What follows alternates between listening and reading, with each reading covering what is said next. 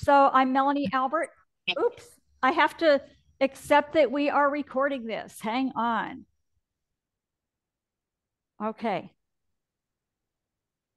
So Bez, if you want to spotlight me instead of the girls in the car, can you do that? Absolutely, I'll do that. Unless y'all want to teach the cooking class, that's fine. No, It no, looks like Sally is here. Melanie, if I taught the cooking class, we'd be in big trouble. We'd all die. I don't know about that. I have a feeling you can do it too. Welcome everybody. Yeah, so I'm not spotlighted yet, but that's okay. We'll get hang it on, going. we'll get you. Oh, is that I'm letting Sally? Hi, Sally. I'm letting people in. So Hi, let me Sally. spotlight Sally, you. Steph, welcome. Good to see you guys. I'm hoping I could see more of you across the top of the screen. So it's Melanie here. There we go. I am spotlighted now. I see that on the screen instead of cars and traffic in Florida. So gosh, guys, welcome. It's Melanie Albert here. I'm so happy to be here. It is day 2 of the Skip the Meal for dinner us. party. Whoops, what was that? Ooh, I thought I heard something. Just can you guys hear me? Let's give a thumbs up if you can hear me. Yeah, I'm gonna have to mute some people but yeah, just Okay. Yeah. So welcome everybody. I see Sally. I see Steph. I see Andrea. I see Carolyn. I see Adrian. I see Bez. I see Melanie. I see Food Art. That's what I see. Sally, I see your hand. Hi, welcome.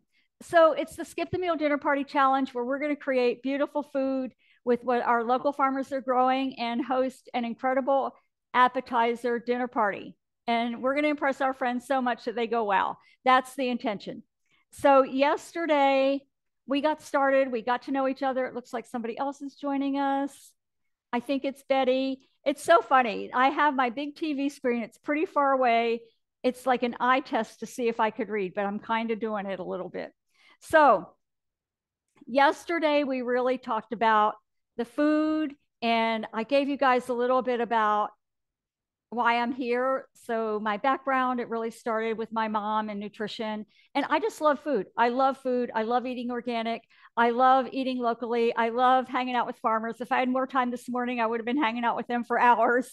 And my mission really, I feel like now and for the rest of my life is to motivate people so that they enjoy food and enjoy cooking and creating beautiful food with their local farmers, produce, herbs, and edible flowers, or that you're growing it as much as I love it. And we create beautiful things together around the world. That's my goal. That's my mission. And I'm really excited about that. So and Melanie, yes.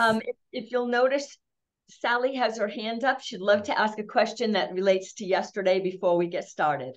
All righty. Oh my goodness. Sometimes when I move my arm, it puts my hand up. So I didn't know if that was intentional or not. So thank you. Thank you guys. So yeah. So yesterday, let me just kind of wrap this a teeny bit. Yesterday, we talked about the food, and then we created this beautiful avocado tartare. And I was going to ask if you guys have any ahas or something that you liked or any questions. So Sally, let's go for it. And happy Thanksgiving again, Canada Thanksgiving weekend. Yep. Thanks, Melanie. I should have thought of this question yesterday, but it wasn't until I went back and reviewed your posts after the fact and the saran wrap tip and things like that. But I know that from yesterday's online live presentation where you were using the round mold, that you did place a sprig of mint on the plate, and then applied your tartare. Then I got thinking, well, I'm going to guess that anything you put on the plate needs to be edible. So then I started thinking, well, does mint actually go with the tartare? Or should you always select something that's decorative but not necessarily accenting the flavor? So if you could just comment on when you use decor to make the plate look beautiful versus you're adding something specifically to be eaten with the appetizer. I love that question. First thing, I didn't put the mint on the plate because it's kind of a hard thing to do when you're upside down like that. So that's why I didn't do it. That's like a logistical kind of thing. I could have, after I turned the plate flat, I could have put some kind of garnish there, if you want to call it that, some kind of herb. But in reality, by like culinary definition, you want all of your garnish to be edible. So for me, mint is great with that avocado tartare. And what you can even do, I did not do this yesterday, but you could even slice up some mint or some kind of herb or tear it with your hands. When you tear it with your hands, we were talking about the aromatherapy, like you really feel it, you get that aromatherapy going, and you could actually put that in the tartare. And then when you're eating it, you have it in the tartare and you have it on your plate. So ideally, all garnish is meant to be edible, but a lot of people don't eat it. I guess the reason I'm asking is that I've not ever put mint in with any avocado dish. So I needed to know, is it purely decorative, or would that particular herb enhance the flavor of the avocado? And I guess for people like myself who do not have your expertise, it's trial and error to see which herb would go with, the main part of your appetizer. Yeah, and I'll tell you, you're kind of getting into what we're going to talk about today, and I'll jump right now. We're going to talk about culinary as our focus. Sally, you're always like 3 steps ahead.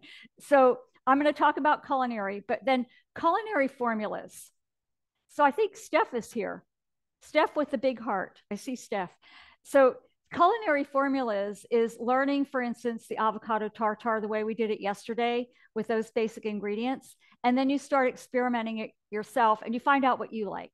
So you might like it, like today and even yesterday, I have basil here, I have mint, I have thyme, and I also have some micro cilantro in my refrigerator.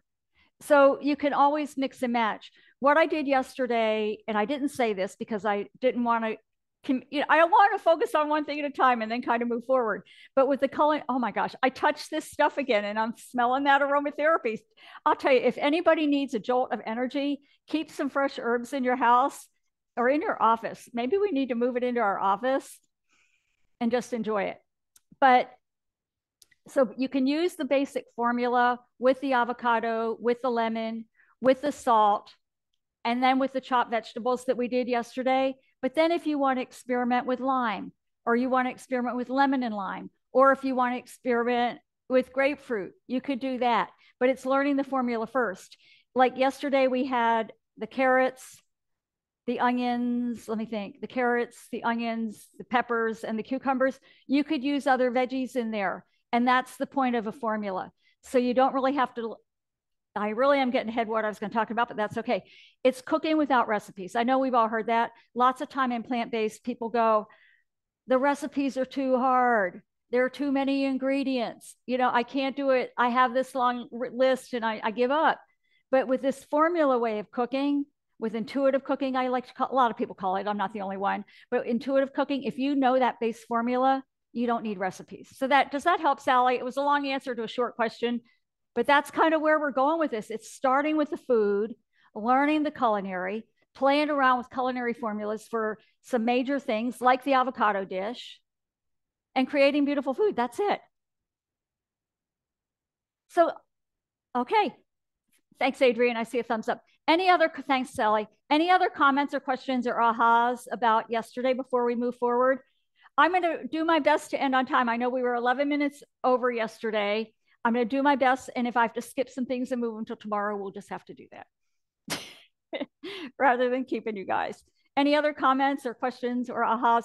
And Steph, I know that you're here. I know you were, did we talk? I can't remember if we spoke this morning. I think we spoke this morning when I was at the farmer's market, and happy to have you here. And you said you were getting ready to watch the video. So do you have any questions or comments from the replay or anybody? And Betty, welcome to Betty. Okay. So we've got the formulas. I'm going to come back and probably talk a little bit more about that again. But what I want to talk to you now about is culinary. And we have so many different kinds of food, so many different kinds of food that's growing in different places around the world, different times of year, seasonally. And we only have a standard amount of culinary. And I have never set up like this before, but yesterday we had all that food for the visual, from the veggies to the fruit, to the whole grains, to the beans, to the nuts and seeds and chocolate, right, Adrian? You said nuts and seeds and chocolate. That's how we can remember that last part, nuts and seeds, and then our extras. So I decided to set up a visual today to talk about the culinary. And the first culinary, I guess, I don't know, this is what we're having for the culinary for the first one, even though it is raw. Somebody just gave me a thumbs up. Thanks, Carolyn. Yeah. So we had 6 food groups, and now we're going to have 6 culinary groups. So I'm trying to make this simple for all of us. Culinary, first way of cooking plant-based. Adrian, right? Let's keep it simple and straight. Raw. I don't know what culinary means, honestly. Oh, yay. Okay. Oh, my goodness. Culinary is a fancier word for cooking. Oh, for cooking with heat. Culinary, like culinary art. So people will say, oh, I'm a cook, but we're doing culinary things. I love that you said that. When I first started my business, one of my friends, like probably 15 years ago, said, why don't you say cooking? You should say culinary. I said, because I think people cook, but then there's culinary. It's a little bit more advanced. You know a little bit more. You're not just cooking. That's Melanie's way of thinking about it. Yay. I have to make sure I define that word. And honestly, when I started in my marketing with this, I said cooking. I didn't say culinary. Or I may have said both, but I know I said cooking. So yeah, keep me straight. We're going straight here. So the first way of making food with plants is raw. That's number 1. The second way of making food with plants is steaming. So we raw and then we steam. And this is kind of like the next level. So basically a big pot goes under the bamboo steamer, or if you have any other kind of steamer, the steam comes up and it cooks the vegetables. So they're not quite raw, they're steamed, and the moisture stays in them. So we have raw, and then we have steamed, and then we have, this pan's heavy, we have sauteed. So when we saute, we usually put olive oil, I usually put olive oil in my pan, some aromatics, our onions, our garlic, and our veggies. And that still stays moist. So we go from raw to steamed, which is moist, to sauteed, which is also going to be moist. And think about all the different kind of veggies we have. So think about the fact that you can use any of these techniques with any kind of veggies. Then people that follow me on social and are my friends know I've been doing this. This is my symbol for moist roasting. And I always say I'm doing quick roast. So with the quick roast, the moist roast, you just chop your veggies, put your olive oil in, a little bit of salt, put it in the oven, cook it at 425 degrees. And the veggies kind of come together and they stay moist and the flavors just really come together beautifully. And then the next one is dry roast. So you could take any of the same veggies that you've eaten raw, or that you've steamed, or that you sauteed, or that you quick roasted, and you can dry roast them. And what that means, you're going to cut the veggies, put them with olive oil and sea salt. And we're going to, this is a lot, but I just want you to see that there are lots of different ways to cook veggies, because somebody mentioned yesterday, you get bored. You get bored of doing the same thing over and over again. We have lots of different veggies, and we have lots of different ways to cook, so you can never get bored with plant-based. So with the dry roast, we have a flat sheet pan, a little bit of natural parchment paper. The white is bleach, so you don't want to use that. We cut the veggies, put them in olive oil, and the veggies literally go on the pan and they don't touch. So they stay soft on the inside, crispy on the outside. And it's a different way of cooking similar veggies. And then the last one, the symbol I have here, grilling. I haven't done an awful lot of grilling, but we can grill veggies. So think about it. All these different ways to cook veggies. How can you get bored? And they're all very, very simple techniques, I can tell you that. So any questions or comments, or did that make sense to you? And I know I'm not teaching it all right now. We can't do that in an hour. So let me ask you in the chat, if you could, and then maybe Adrian, if you're able, or if somebody else, which ones of these methods have you tried before first? And then which ones of these methods might you be interested in trying? It'll kind of give me a gauge on where y'all are. So again, I'll say it while you're typing. Raw, steamed, saute, moist roast, dry roast, and grilled. That's all you need to know. So Adrian, can you read me the chat? Okay. Oops. If I saw some notes come up, but they go fast. I need another computer screen over here. Wow. Okay, so Sally's saying she's loving the distinct differences. Raw steam, Caroline, raw steam, and she would like to try moist roast.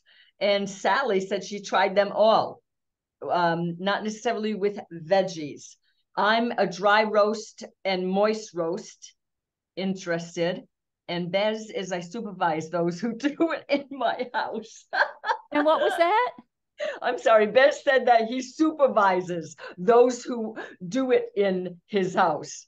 He's a supervisor. He's the supervisor, and the wife and kids do the cooking. That's what that sounds like to me. Okay. He said supervising is his zone of genius. Supervising the people cooking is your zone of genius. I love that. And then the better part is they cook and you get to eat.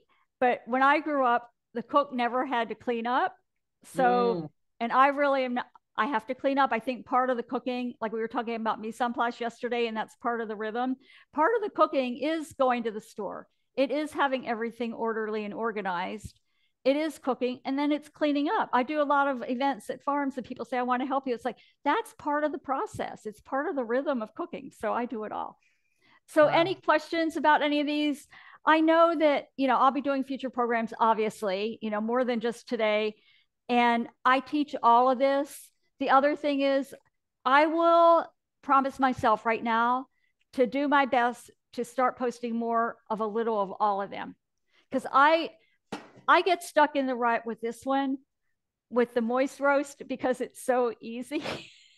All you have to do is chop your veggies, put the olive oil in, sea salt, and any other flavorings, and you put it in the oven at 425 degrees Fahrenheit, cook it for about 30 minutes, flipping it in between, and you don't have to do anything. So this one is like, leave it alone. It can, yeah, Adrian. This is my simple go-to. When I was at my parents' house, those 11 months, more than 11, this is what I did all the time. Like when we're doing other things. And I'm not going to say the other ones are hard, but they take a little bit more being present. Where this one, you could like put it in the oven and then go do something else, like be on a Zoom call or something. So that's it with culinary. Any comments or questions right now while I move this out of the way, and we're going to get to the hummus. Okay, stand by. So I would love to hear from you in the chat while I'm just kind of changing the set out a little bit. What has been most valuable between yesterday and today for you, and your action? Let's hear actions too. Now I'll move this and I can hear you. Well, I'll start off and say that what I did is keep my kitchen, I guess we tidy, but the French word is everything in its place. So that was my motivation from yesterday's. Good for you. I was actually thinking about you yesterday after our time together, that you said you wanted to commit to mise en place. And the fact that you started the same day, it gets you into the process. So Adrian, let me ask you this. How did you feel? It felt like it was it felt great. And it felt the best when I went back in and everything was tidy. It felt like a gift that I respected, that my little being was going to come in after. So I want to start doing this with more things. Wow, that is huge. Congratulations. Action, action, action. I can still hear while I'm offset. Okay. Yes, and thanks, Sally, for the French. Clean. Oh, okay. So Bez says that he could smell through the video what you were smelling, and that it's eating clean. It's not only looks beautiful, but it's tasty. Yeah, guys, I have to say, I saw his note, Bez, I saw your note yesterday, and I actually put it in the email, I think. The fact that we can enjoy the aromatherapy of the experience, we eat with our eyes, but we also eat with all of our senses. And I think that's pretty cool too. Okay, let us not spill anything. No. Here we go. And Caroline is saying that she was taking away cooking with intention and preparing beautiful food. Wow. That's like a mantra. I'm cooking with intention and preparing beautiful food. Ooh. I cook with intention and I prepare beautiful food. I cook with intention and I enjoy preparing beautiful food. That's beautiful. Yeah, I cook with intention and I enjoy preparing beautiful food. I love that. Anything else? And we are going to move into the hummus. Ready? Ready? Or do we have anything else to report back? It looks like Michael has joined us. How cool is that? Family time for them on a Saturday, maybe. All right, hummus. So I got a little behind myself here because of Sally's question, but that's okay. I was just going to say the hummus is one of those intuitive recipe kind of things. So it's all about, like I mentioned earlier, the foundation and the formulas. So we do have culinary formulas. I said this before, but hummus is a culinary formula. A salad dressing is a culinary formula. Cooking our veggies is a culinary formula. Like I said, for many of these, it's really the veggies, olive oil, and sea salt. That's the base. That's the formula. And I just want to let you know that hummus is a formula. And what we're going to do here with the formula for hummus is I'm going to show you the classic hummus and then the beet hummus. And that's what we're going to do. So with the recipe, I always want to make sure I go through the recipes so you can follow if you've printed it out and make it easier for you. So we have 2 cups of garbanzo beans. Oh, you know what? I think I need to move to the other camera here, right?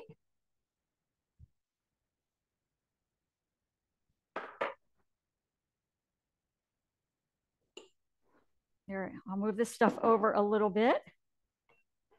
So here's the thing. I mentioned to you guys yesterday, it's a really good idea to put paper towel, a damp paper towel underneath your cutting board so it doesn't move. And it works so well, it's hard to move the cutting board. So just know that. So let's kind of go through the ingredients. We have garbanzo beans and 2 cups. I actually have about almost 4 cups here. So I doubled the recipe. We have our chickpea water. So we have chickpea water. We may or may not use that. That's just the water out of the can, or if you cook your beans.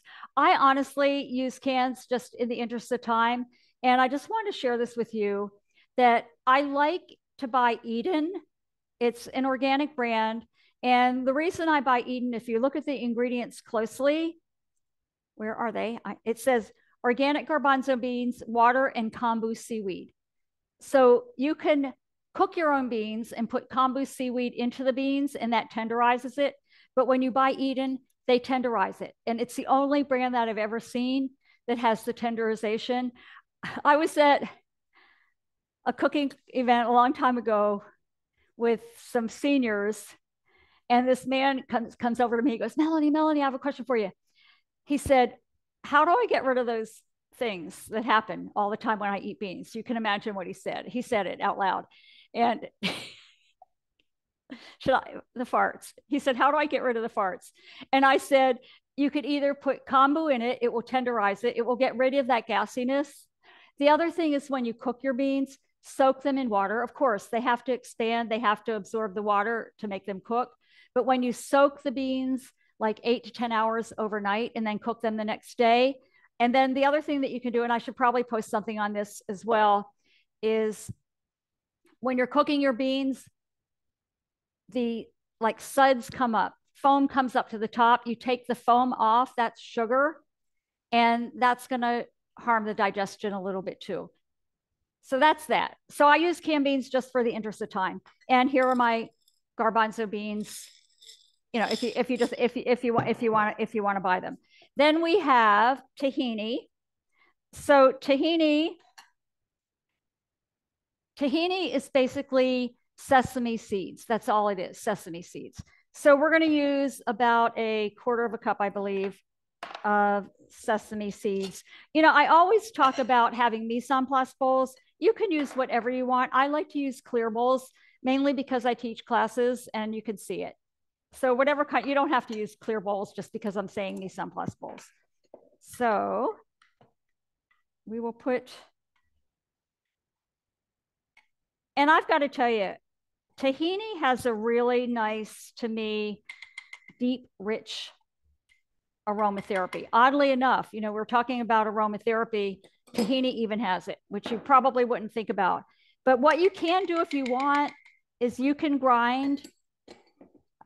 I don't want to spill too much. You can grind your own sesame seeds, but this is much easier. I don't know why I was making it simple today. So we have our tahini. We also have garlic.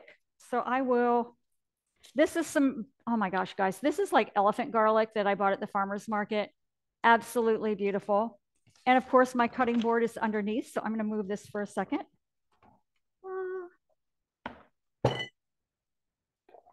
I bought more garlic. I love so much garlic. I bought garlic since I've been back to Phoenix from 3 different farmers. I love garlic so much. So did you see how I did that? I don't know. Does it? The aromatherapy again. Oh my goodness. But basically you put your garlic on the counter, hit it with the knife, and the skin comes off. That's all we're doing. Was that helpful?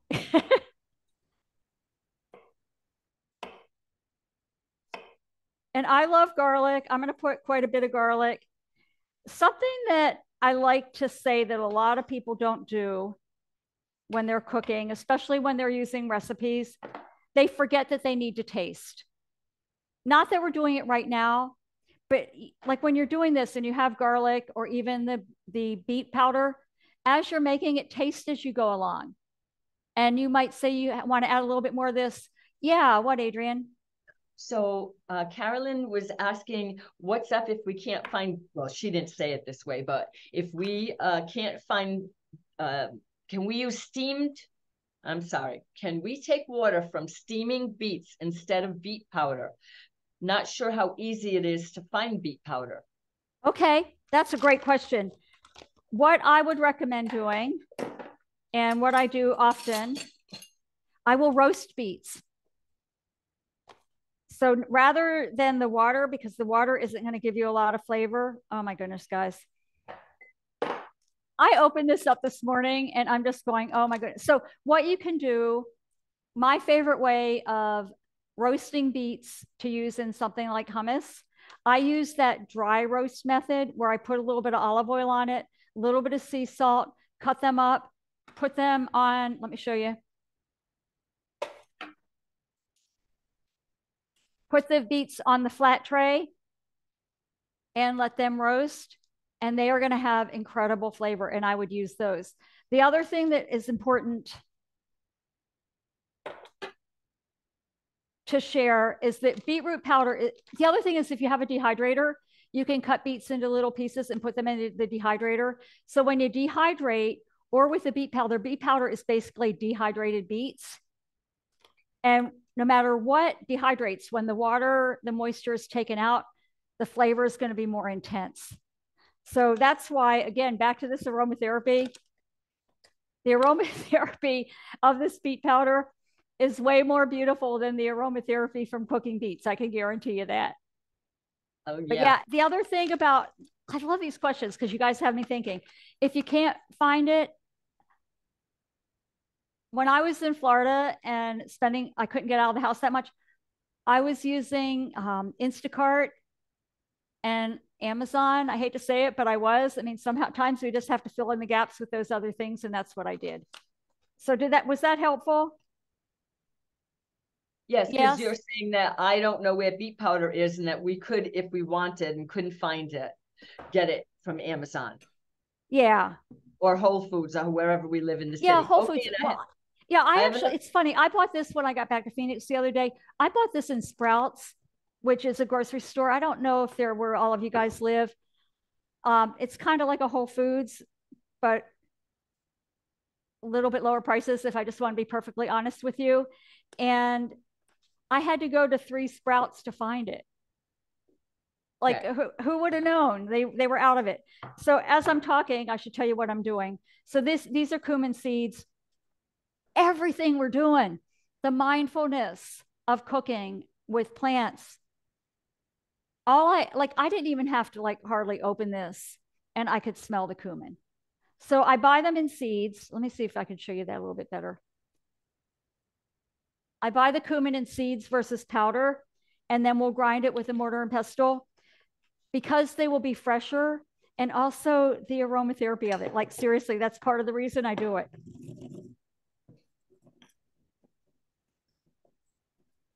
And even when you do this, so any kind of dried herbs that you have, obviously this is a seed, it's not an herb. I buy that when I use them dry, I will buy it dry and then I'll mortar and pestle it, and that will bring out the aromatherapy as well. There's something with aromatherapy. I didn't know I was going to be talking about it that much these days.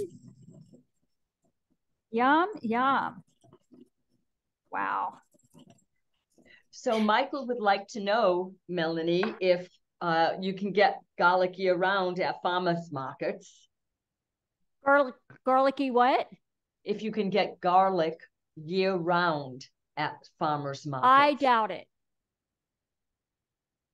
I doubt it. I know that a few weeks when I first got back to Phoenix, these big elephant garlics, they had them one week and they were out of them the next week.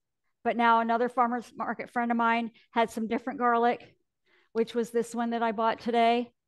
So yeah, garlic is definitely seasonal. There may be some farmers that keep it and save it, and you'll be able to get it year round, but it won't be, you know, as well, fresh is fine because garlic's around for a while. The other tip that I learned that I didn't know right away, if you look at the bottom, this one not because it's not there, it's just not there.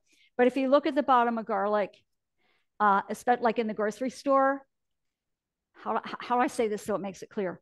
If you do not see the root, it means it's imported. So you're not allowed to import food with roots into the US. So if you see garlic, and you'll see it oftentimes where the whole bottom is cut off, it's imported if you care about that. But this came from the farmer and you could see the roots. Right. Wow. Little sidestep tip, right? All right. Let me know when you want to answer any more questions. I can, you know what? I can, let me show you what I have, and let's just do questions as we're doing it. So I'm just going to kind of go through. We have the lemon. Let me I'll do the lemon zest while you're asking a question. Well, all right then. So I love this so much. Carolyn said she looked online and just found some beet powder at Ralph's at her local store. At Ralph's in California. Ralph's are from California, right? Yeah. How awesome is that? All right. And then you're going to love it. You can add it to smoothies too. Oh. Yeah, it is so intense. Like I said, it's so concentrated. Beet powder, and when we dehydrate anything, the flavor is so intense you don't need a lot. But I grew up loving beets, so I love it. Okay, I'm still here. I'm still here listening. All right, and then Sally's wondering, if you dehydrate the beets, do you grind them up in a food processor? Absolutely. Oh my gosh, y'all. We could all do like a cooking class and sell it together or something. Your questions are awesome. Your questions are amazing. I don't even have to think. You're all just like giving me questions and I have answers. So yeah, so what you do is you dehydrate the beets. I have pictures. If somebody could take notes of what these things I'm saying, I'll talk to you about, like the foam on the beans and the dehydrating. I literally have pictures where I've dehydrated beets before. And I think I have step-by-step photos. I don't think I have videos of literally then grinding it in a little processor. That's exactly what you do. That's pretty neat, huh? A processor or a blender. You could do it with a high-speed blender too. Yay.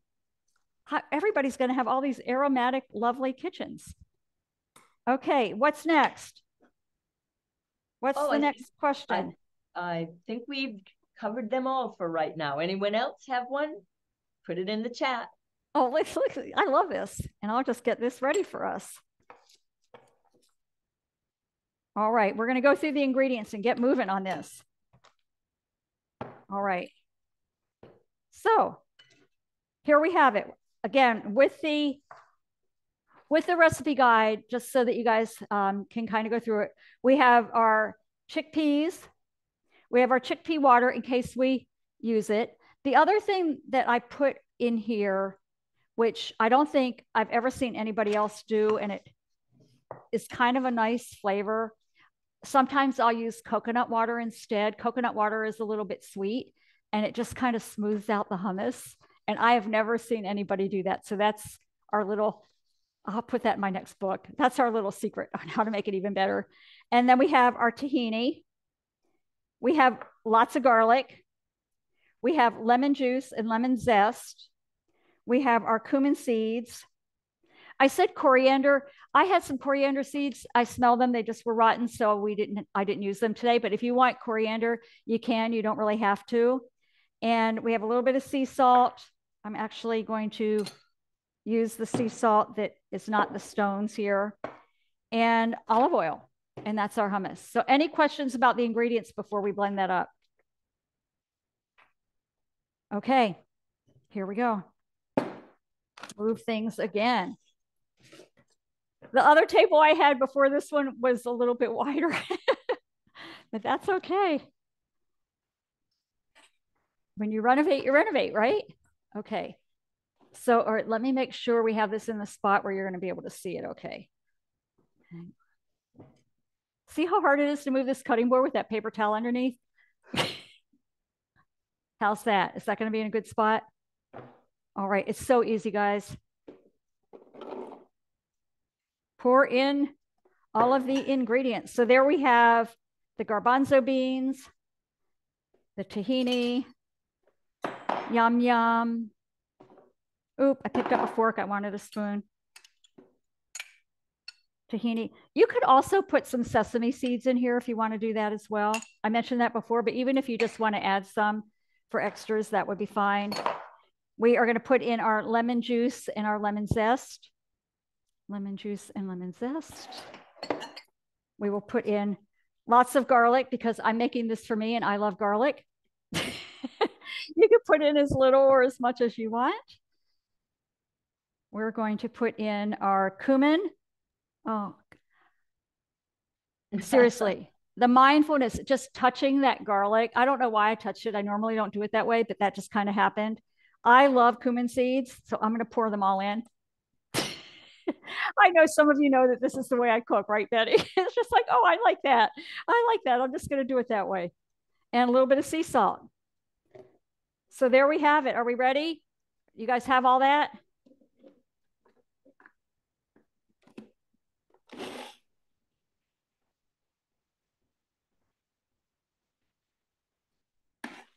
Oh, you know what? I'll stop it and kind of show you how quickly it happens. Look, we're going to keep going.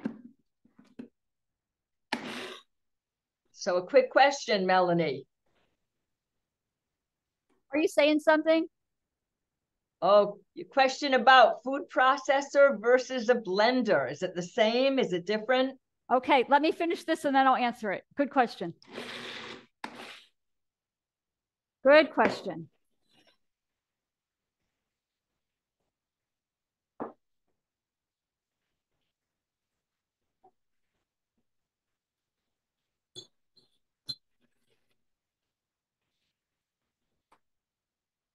Whew. So you could use a food processor or a blender. I preferably for hummus, I like using a food processor.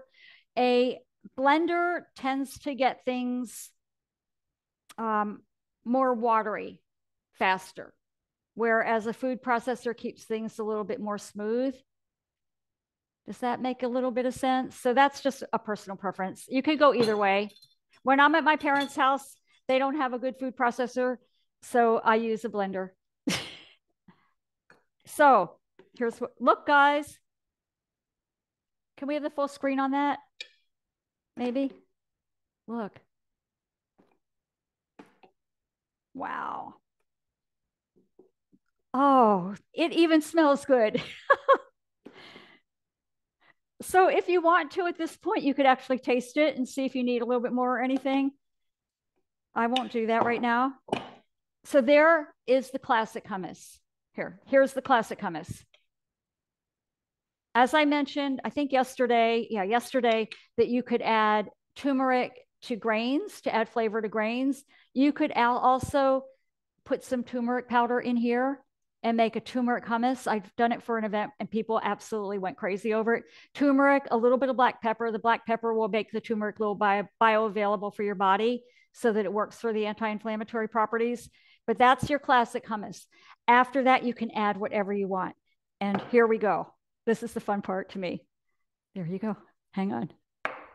Quick and easy is the goal.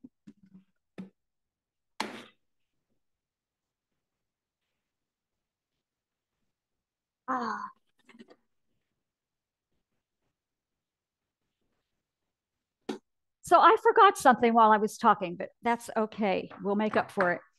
I should have put a little bit of olive oil into the first batch of hummus, the classic. You don't have to do that. That's just like a Melanie specialty because I like olive oil. So I'm going to add some olive. Look, can you all see that? Isn't that beautiful?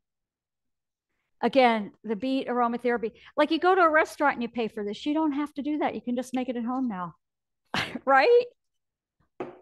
Okay, a little bit of olive oil.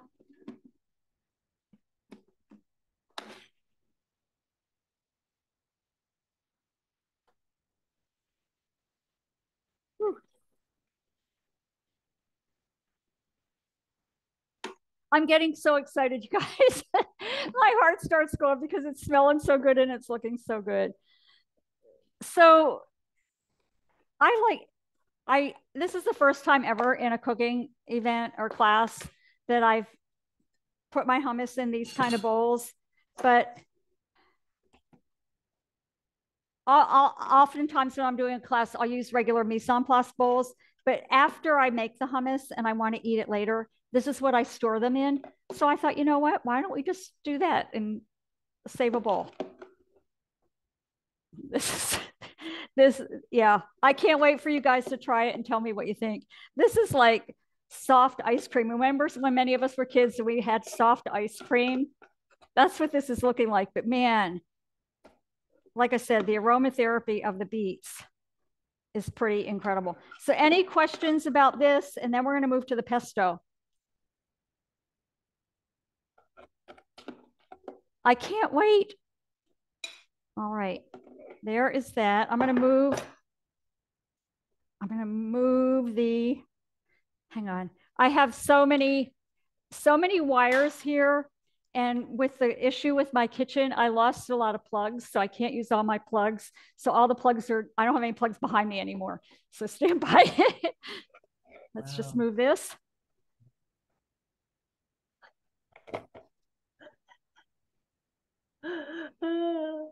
Okay. So Caroline says that now she wants to buy a whole bunch of culinary equipment. Yay, I'll help you. I'll help you shop. I think that's a great thing.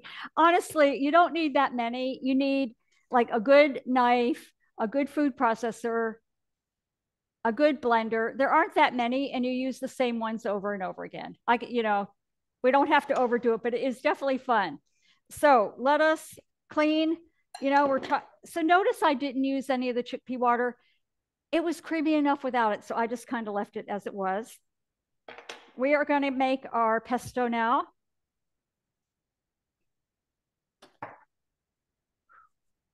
So for the pesto, let's see, where do we have the recipe? I know the recipe, but where is the recipe here?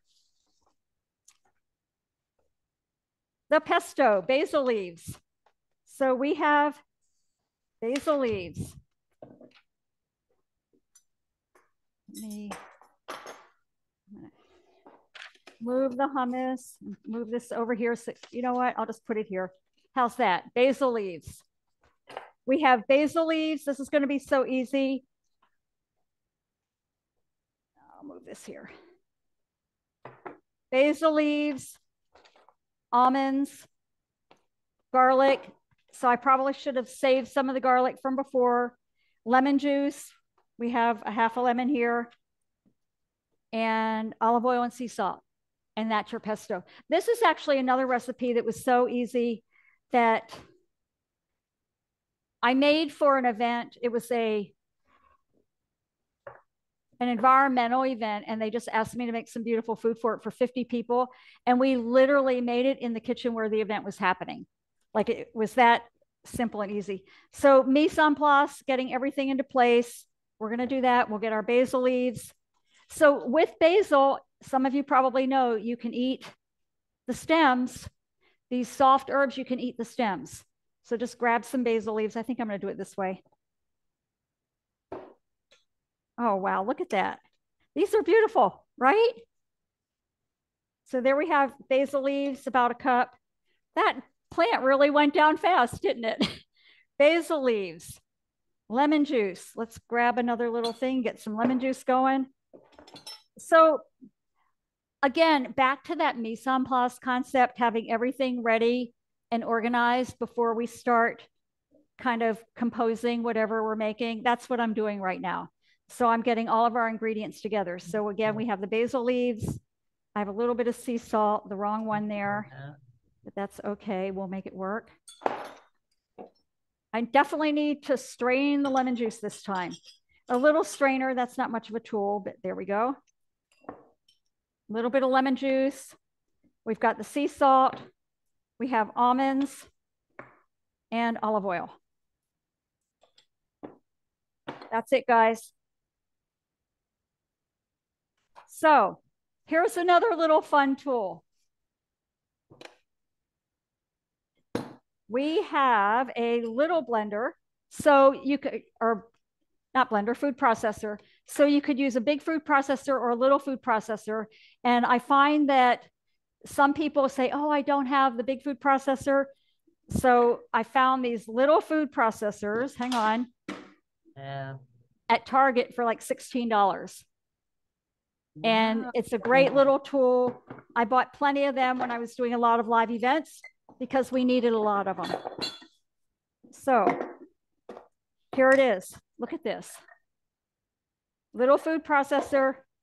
We'll put in our basil. Playing around with that aromatherapy again. Wow. Have fun. You can mix and match your herbs too, but I love classic pesto, so that's why the basil is here. We will put in our lemon juice. Where did that disappear to? Oh my goodness, guys. Where did I move it off the table? Leaves fell in it.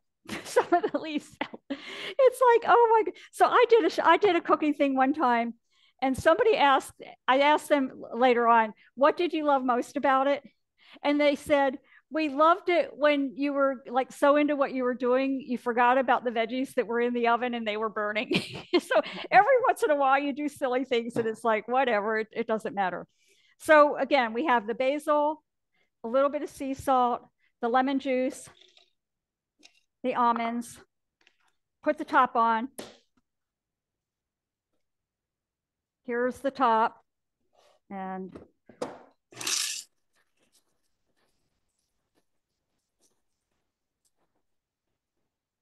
hang on. There it is. I feel like I have to put it up here. Look at that. How quick and easy was that? I know, Sally, a couple of days ago when you saw that we were doing pesto, you said, are we going to be making pesto or are we going to be buying pesto? And I'm going, boy, when you're around Melanie, there is no way you're going to be buying it. We have to make it, right? Now you know how easy it is. And this, again, is one of those formulas. So you could use any kind of herbs that you want in here and just know the process. You could use any kind of nuts. We started with almonds today. Pecans, when we have local Arizona pecans, they're really great. All right. So here we have it, guys. This bowl's fine. Wait until you see this. Wait till you taste yours. It'll be even better. Whew. Yum. This is like, I know, Sally, you have your Thanksgiving. Tomorrow's football in Arizona for some of us. So this is like a great snack to have when you're watching football. Right, Betty? Any comments around this? There it is. Let me show you. Thanks for asking, Melanie. Betty would like to know why almonds rather than pine nuts. You could use pine nuts. That's a great question. I don't really have an answer. If you like, I know, I just remembered that is pretty classic. And I just love almonds. So I use almonds. That's all. There's no real answer to that one. That's a great question. Yeah, so there we have all of our ingredients that we're going to need for the veggies. We have 9 minutes, guys. I'm going to be a little bit late, I think, again, but if you have to watch replay, I know how to cut veggies really quick, so we can do that. So let me show you the veggies, the most important thing here.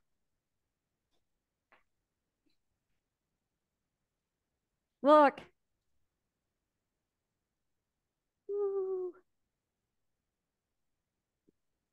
These are the veggies from the farmer's market today. So we are going to move. So anyway, back to the question about the pine nuts. If you love pine nuts, use pine nuts. I wasn't trying to be silly there. All right, we have a lemon on the floor. We don't want to trip on a lemon, right? No. Okay. I thought there might be something about pine nuts, like maybe too much oil or too much water. And maybe that was why you didn't do it. That's why I asked the question. No, that was a good question. No real reason. Okay. Really, I mean, I remember when I first started making pesto, I only thought you could use pine nuts and I'd be going by the recipe thing. And then when I realized you could do it intuitively, you didn't need to worry about the recipe. I just started doing other nuts. And really, I mean, I did almonds when I did that event. So that's kind of why I did it here. And when the farm at South Mountain has pecans, I use pecans. So there's really no rhyme or reason. So I just have to show you guys this. This is what real celery looks like. Real celery from the farm this morning. I bought that. I don't know if we're going to use it, but hey, here's the funny thing. There's dirt on the cutting board now from the herbs. So one thing that we haven't talked about, but we're going to do a little bit more with it tomorrow, is edible flowers. So we know that with food art, we can do a lot with herbs, but we can also do a lot with edible flowers. The other thing is, we were talking yesterday about radishes and root vegetables. So these are those golden radishes that my friend Mark is growing right now. So we're going to have some golden radishes. I was just so happy that he had those again today. Golden radishes. I'll pull this whole thing out so y'all can see it. It's nice when everything's so fresh that the greens are really nice. So these are more of the watermelon radish that we're loving so much. Wow. There was also, one of the other farmers had some daikon radish, but I'm going, oh my gosh, I don't think I need another radish. I bought more of these beautiful peppers. So these sweet peppers, they're still in season. I don't know if we're gonna need that many. Oh my goodness, now y'all, you have to look at these. These are the Armenian cucumbers. Oh. So a lot of people grow Armenian cucumbers and they get really, really big. And to me, they get really watery and they don't taste as good. So look, I mean, even the flowers are still on them. So I thought, oh my gosh, they're so beautiful.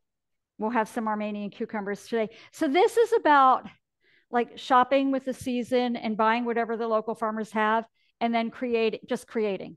And then I bought some cucumbers, some of these bigger ones like we had the other day. I don't know if we need those. The other thing that my friends had are some beans. So I thought that would be fun. So what we're going to do now is cut the veggies up in unique shapes and sizes and then get to our food art. So any questions while we're doing kind of just like the veggie chopping? So here's the thing.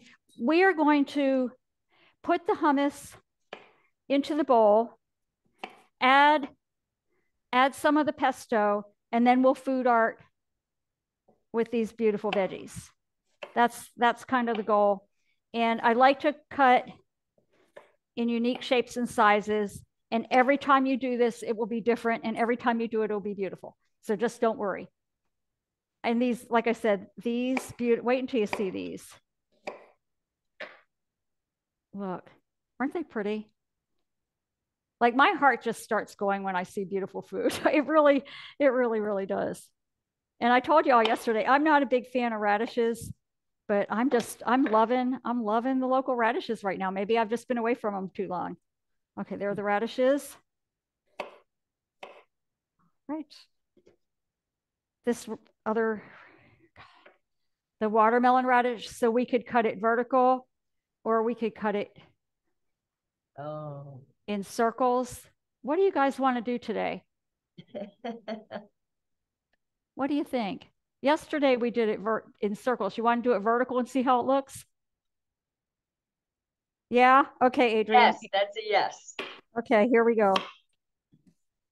Oh, yeah.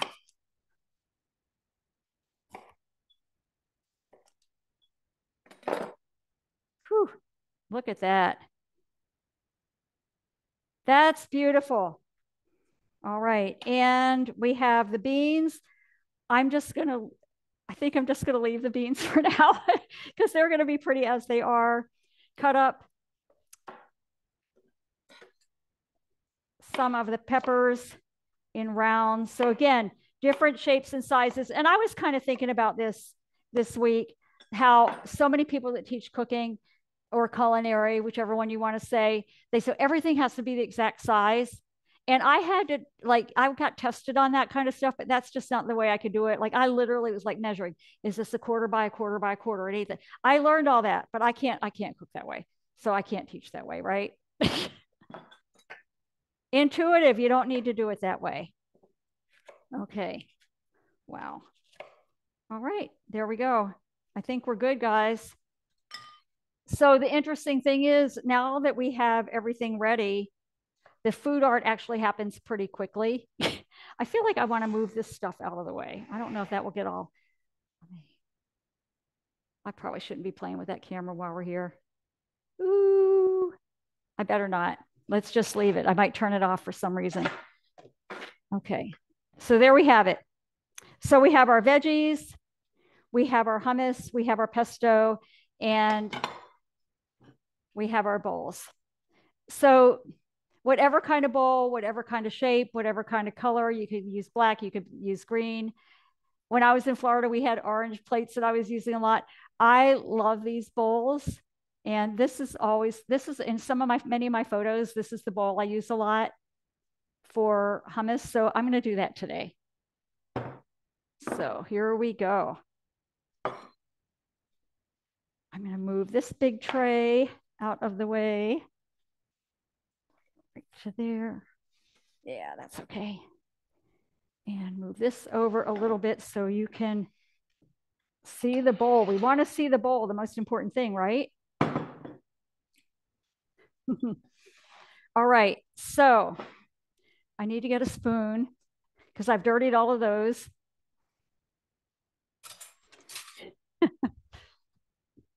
I don't have drawers in my kitchen either. So the silverware is all in another room as well. So it's a little bit different. So what I like in food arting is the power of three, lining things up in three. So that's where we're going to start. But as I walked over here, I might end up actually doing something a little bit different as well. So the power of three dollops. This is kind of where we're starting. 3 dollops of pesto, not pesto, of, oh my goodness, hummus. I'm getting so excited I can't talk, you guys. What I'm thinking about is, this is why I started to get excited. Do we want all the classic hummus or do we want some beet hummus too? My intuition is doing a little bit of both. How are you guys feeling about that? Yeah, like that's why I'm going, okay. So I'm thinking, let's do a classic, a beet, and then a classic for this one. Sound good? Okay, yeah, I had to pause because I'm just going, oh, this is just too much fun. I'll use the spoon that has the beet powder. 3 dollops. We're going to make a big dollop there. Guys, I haven't had beet hummus in a while, so I'm really, really excited. Probably more excited than you are. But no, you're going to love it. All right, 3 dollops, 3 pretty big dollops. So yeah, when I was cooking for my parents, I'd be making a lot of food and they're going, are we having company? And it's like, no, it's just the 3 of us. So there are our dollops of the hummus. And then we're going to take some pesto and kind of dollop it between the hummus, right? Yum. Also in the power of 3. That's really, and you know what? That looks really good, but I feel like I need more pesto right here. And then like yesterday, we are literally going to start with our veggies and just start having fun with it. And yeah, just the fun right now, the fun, the beauty. Look at that. That's a pretty big piece, but hey, power of 3. Energy going from the lower left up to the upper right. Look at that. Look, isn't that pretty already? I'm hoping y'all can see it. Like in person, it's really beautiful already. Then we'll put some of these radish. Ooh, I want a radish with a bottom. And notice that I kind of lined up the watermelon radish so they're in the similar direction. And I'm kind of doing the same thing, lining it up. Nothing has to be perfect. I mean, it's intuitive, but for this kind of thing, we don't want our eyes jumping around too much. So we have those kind of lined up there. And we have some cucumbers. I'm just gonna throw in some cucumbers, kind of cute. I don't know. Now I'm getting into the fun. I don't know if that just kind of happened. And then we'll put 3 there. Oh my goodness, y'all. I hope y'all have some, that's kind of big. That would be like flowing off the plate. Some cucumber. Honestly, this, like you could see how I'm like into rhythm. This is going to happen. You start doing it and like your body can't stop. You just kind of get into the rhythm and it just kind of happens. So don't think about it. Don't be in your head when you're doing this. Just kind of be in your heart and be in your intuition and let it flow. Oh, we have some red. So let's just look at that right now as it is without the red. And again, maybe I pull it up this way. Ooh, oh, wait, I'm looking, that camera's not there. Never mind. That wasn't very good. Okay. And we're going to just put some of the red peppers, orange peppers in here. I really should take these seeds out. Let's kind of not like, we are not going to eat seeds. So I'm going to take those out, even if it's only me eating it. I wouldn't be eating those seeds. So we'll put, yeah, little round peppers flowing around. My mouth is starting to water now, you guys. It is crazy. I'm hoping that happens to you, with you. Oh, and we have some beans. So beans are going to add some more height. So yesterday we were talking about height with the avocado tartare with, look at this. This is awesome. I don't know what to do with that one yet, but oh, I got another one. I guess one of these are meant to be. You can add height with veggies. There you go. This is pretty high. You'll be shocked when you see it from the side, I think. And then we have some of that. And now we have some herbs. So, you know, it's kind of weird. We're talking about what kind of herbs, and only because the pesto has the basil in it, we'll add a little bit of pesto, bringing it together. And then I was so excited. This is part of my errands this morning when I was getting ready for us today. I wanted to have some edible flowers. So I never know how to pronounce these. It's Dianthus. Dianthus. Sally, you probably know how to pronounce these kind of things. Dianthus. And I knew that I went to Home Depot after I went to the farmer's market, and I knew we had the purple, and I knew we had the beets and the beet hummus. So that's why I decided to get these. And I also, I mean, gosh, I'm being really detailed about this. I picked out the best one that I thought that had lots of different colors in it, because then I could use it for different things. So we have some that are deep purple, some that are white, and some that are pink. So let's go with this.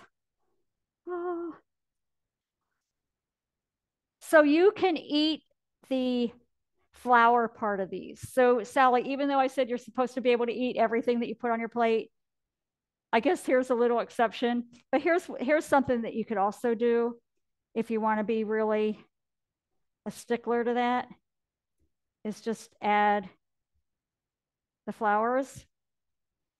But I want to add some of the other ones too, because I know it's going to be pretty. But you just have to let your people know that they're not going to be able to eat it. Right there.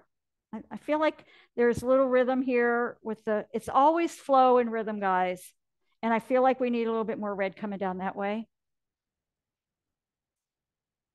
Wow. All right. And there we have it. Look at that.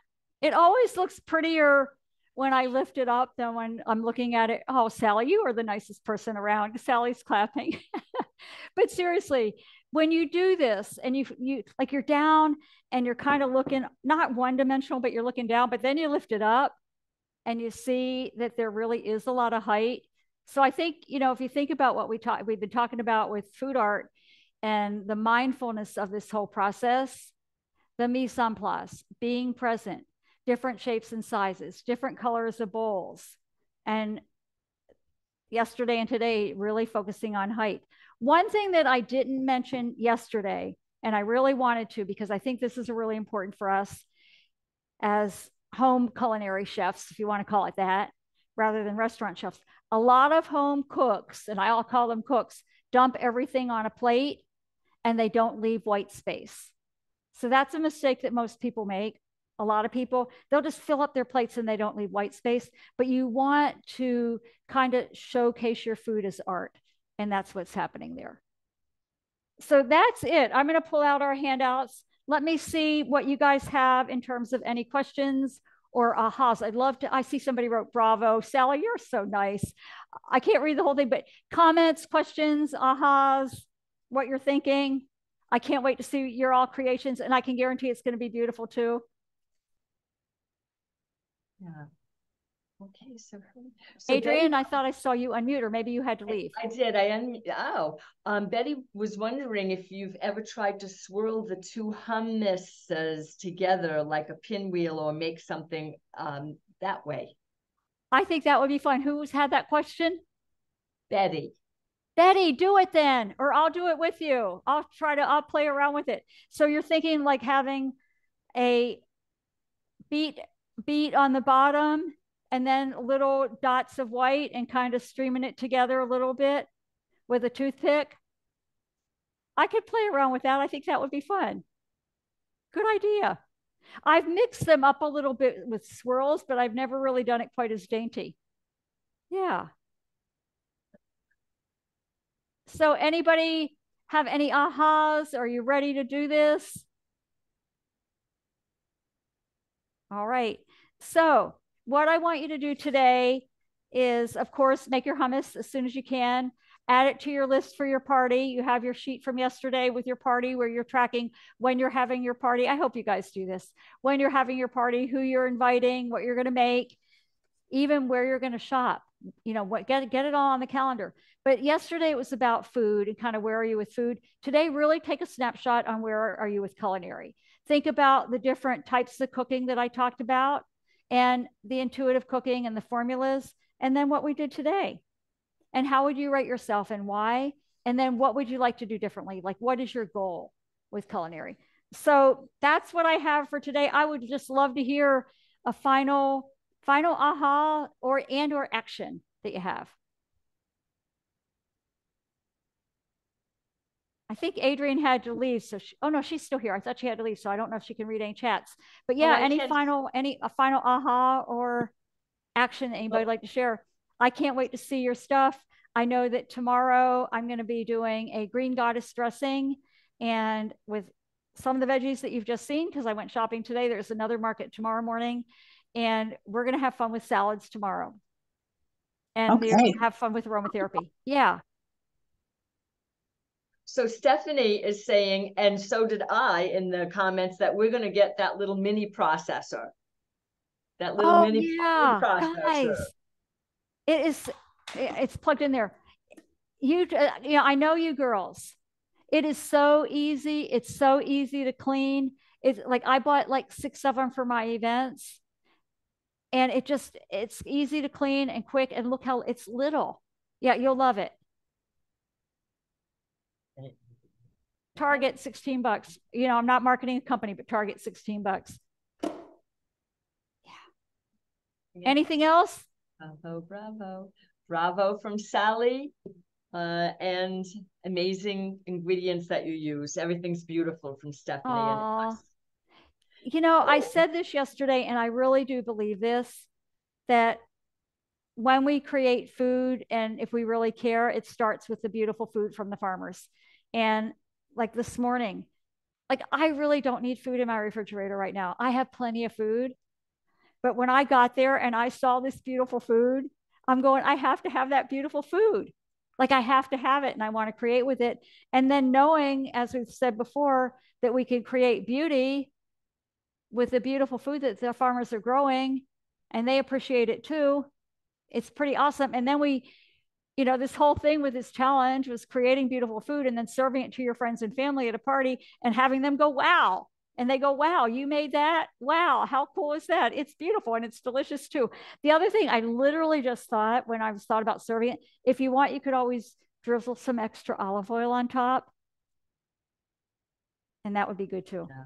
All right, ladies. And I think, gentlemen, I think Des might still be here. I don't see him, but I think he's here. I want to thank you guys. Yeah. Oh, Steph, you and your hearts. I love you. So tomorrow, same time, if you can come. If you cannot, don't worry. Yeah, of course we want you here. It's always more fun when I can see people and get live interaction. But if you can't, I know the video will be there. It takes a little bit of time for me to get the video going and get the email out, but I'll definitely do that for you. So have a good day. Go football tomorrow. Thanks, you guys. I know. Oh my God, Steph, I'll see you in Florida. Adrian, I'll see you in Charleston. Steph, maybe see you in wherever. Okay, guys. Betty, I'll see you watching football tomorrow. Thanks, everybody. Have a good day. Bye.